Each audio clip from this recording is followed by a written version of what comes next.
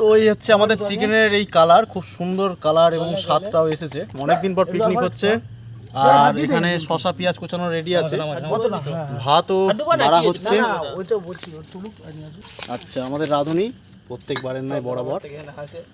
হাতা আনতে ভুলে গেছি, তো হাতে করেই তোলা হচ্ছে। আমরা 5 জনের পিকনিক, চলো সুন্দর খাওয়া দাওয়া হবে। সো এইবার আমাদের বাড়াবাড়ি চলছে, বুঝতেই পারছো। হাতা আনেনি, ভাগে যোগে করি কাজ, হারে জিতি নাই লাজ। তো এইভাবেই তোলা হচ্ছে। এই পড়ে গেল সুন্দর। মাংসর ঝোলে আলু না থাকলে দারুণ দারুণ জমে যাবে পুরো। এত গরম হাত চাকানো যাচ্ছে না। ও হো হো হো হো, সুন্দর সুন্দর পিস পড়েছে। বাজে এখন রাত্রি 10:30। সকাল সকাল বাড়িও চলে যাব খাওয়া দাওয়া করে। রেডি।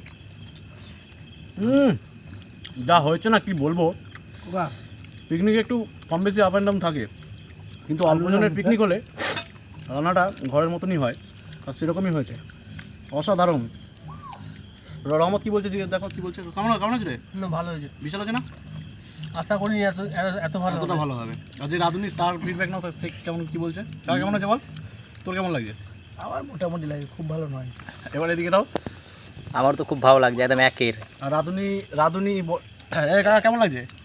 হয়েছে। পরের বার বড় কাকে বলেছে রান্না করতে দিতে, তো একটা বিশাল চ্যালেঞ্জের মুখে দাঁড়িয়ে আজকে।